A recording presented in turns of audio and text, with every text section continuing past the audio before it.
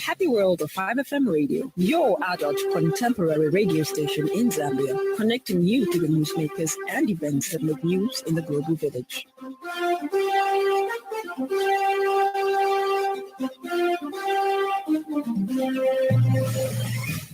Good afternoon. This is the 5FM main news at 12:45 with Judith Mwape. The headlines. The Human Rights Commission condemns the alleged torture of a suspect to death at Mukushi police station.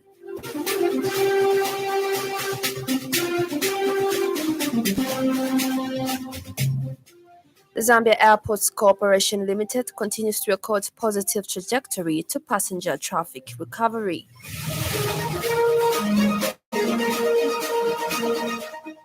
Brazil records its hottest ever temperature.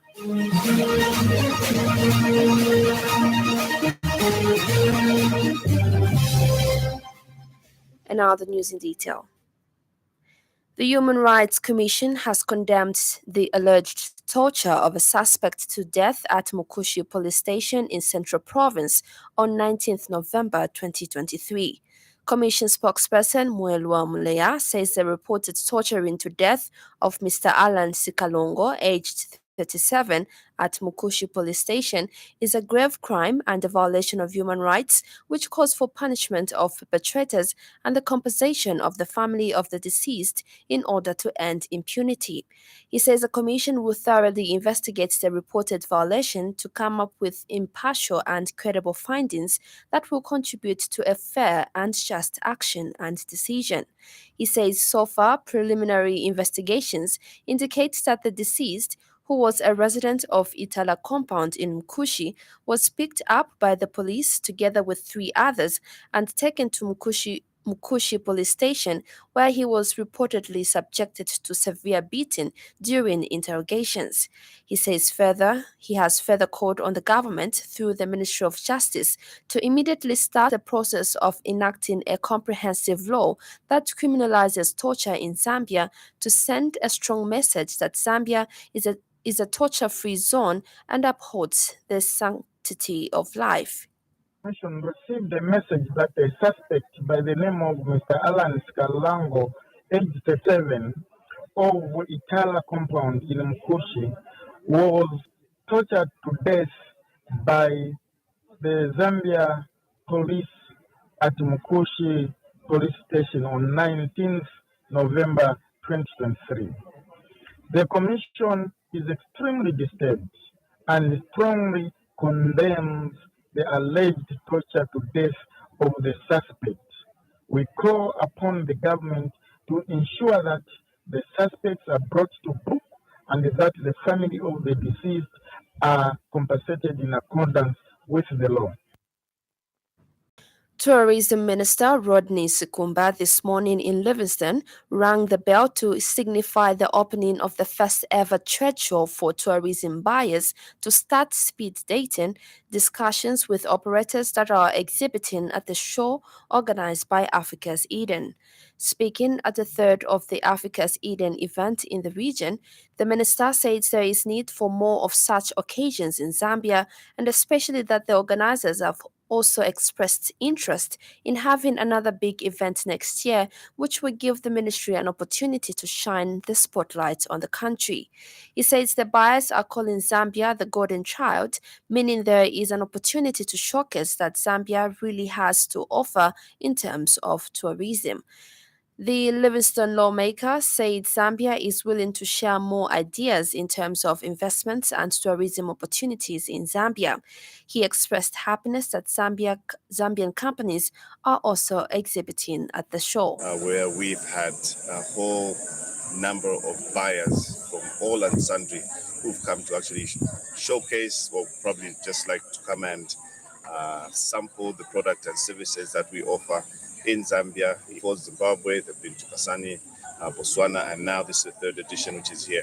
So my ringing the bell signifies the opening of the trade floor, and what usually happens is that there's going to be a bit of speed dating, 30-minute discussions between buyers and obviously the operators who are here exhibiting today. Now, what was very excited about it is that this is the first ever that we've had in Zambia today, thanks to African Eden for their initiative.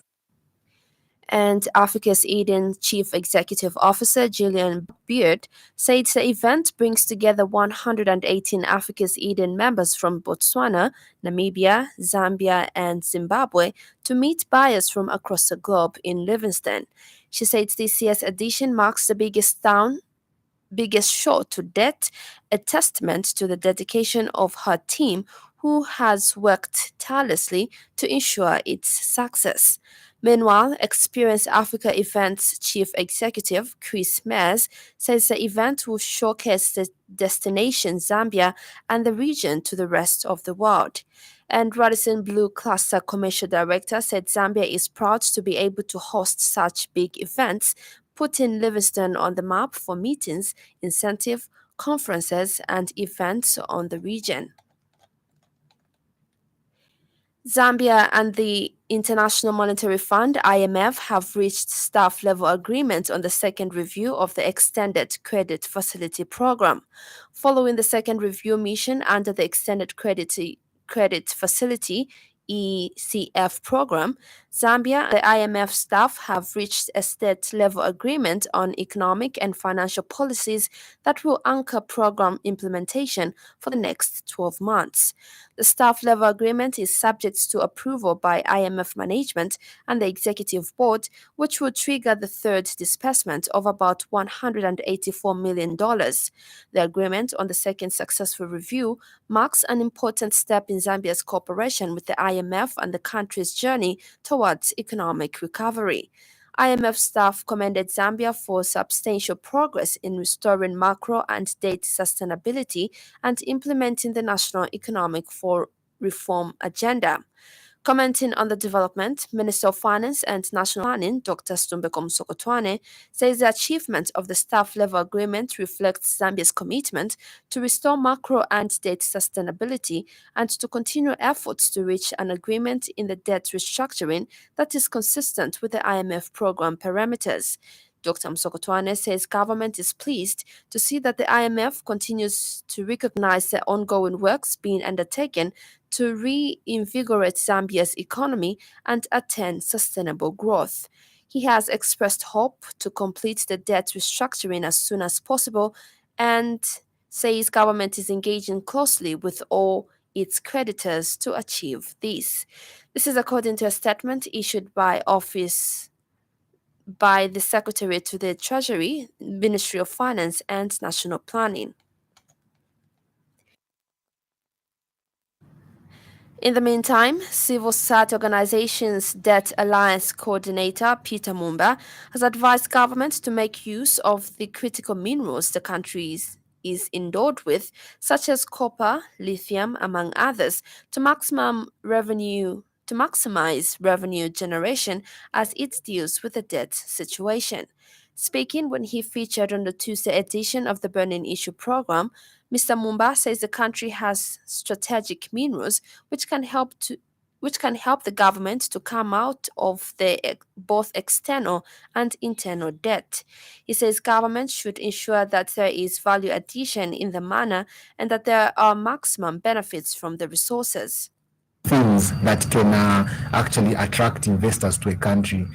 Issues such as peace, issues such as stability are also quite significant. And I think there has always been a call from our side as the civil society organizations, Debt Alliance, to say that we should have a cost-benefit analysis of some of these treaties. Are we losing out more than we are benefiting, or are we benefiting more than we are losing? So that even before we employ or give some of these tax holidays, we have an understanding of what really is at stake. Because I think evidence has shown that we are losing quite a lot. Speaking during the same program, Center for Trade Policy and Development Research Associate Matilda Kaliba says going forward, government should reduce on borrowing so that there is a deliberate plan to develop the country. Another story is trending this afternoon.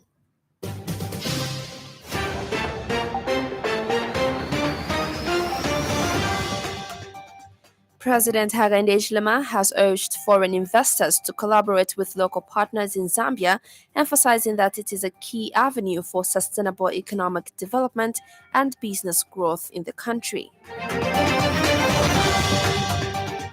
The Timber Producers Association of Zambia has urged government to ensure that the Mukula logs which have been collected by the Zambia National Service are offloaded to the people with concessional licenses so that it is within the law. Up next, the business news. 5FM Radio Business News. We mean business. Keep you current in commerce, trade, and industry, local and global. It's our business to keep you informed about business. The Zambia Airports Corporation Limited says the aviation industry continued on its positive trajectory to passenger traffic recovery with a target of full recovery by 2024. Zambia Airports Corporation Limited Communications and Brand Manager Mwembe Sikaulu has revealed that during the third quarter of 2023, Zambia Airports Corporation Limited handled 581,193 passenger movements compared to 507,103 and 524,853 over the same period in 2022 and 2019, respectively, representing a year-on-year growth of 15% and recovery of 111% to pre-COVID-19 levels. Ms. Sikaulu says international passengers accounted for 71% of total passengers in the quarter, whereas domestic passengers accounted for 29%. She further explains that in terms of aircraft movements, the corporation recorded a total of 18,793 landings and takeoffs in quarter 3, and this represented 99.5% of the pre-COVID-19 movements and a 21% growth when compared to prior year movements. Domestic flights accounted for 66% of the aircraft movements, whereas international flights accounted for 34%, while year-to-date overall passenger traffic recovery was recorded at 94% at the end of the quarter. The top 5 routes in the quarter were Lusaka-Johannesburg, Lusaka-Ndola, Lusaka-Dubai, Lusaka-Addis Ababa, and Lusaka-Harare.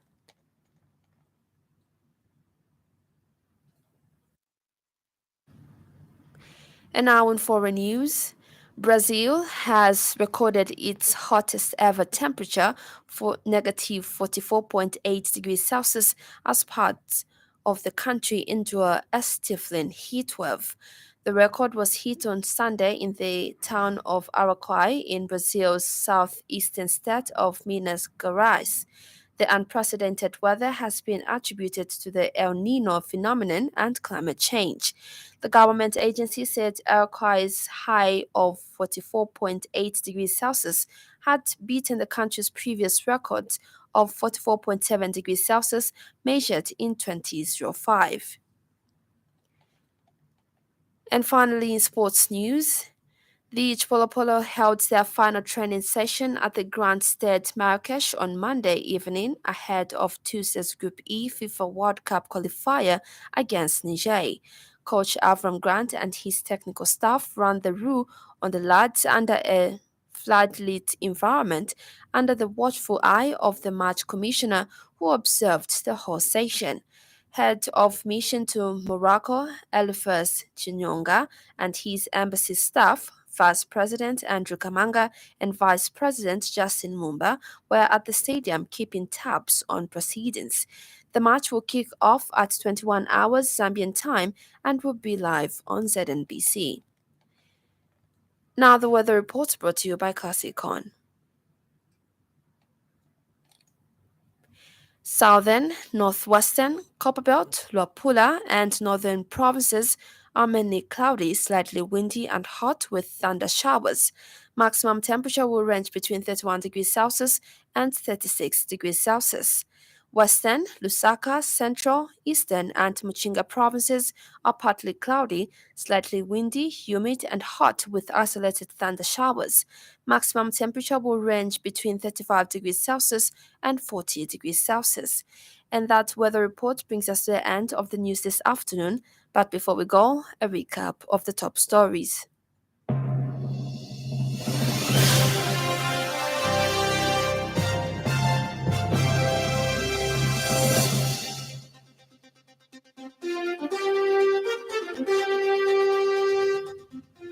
The Human Rights Commission condemns the alleged torture of a suspect to death at Mukushi police station.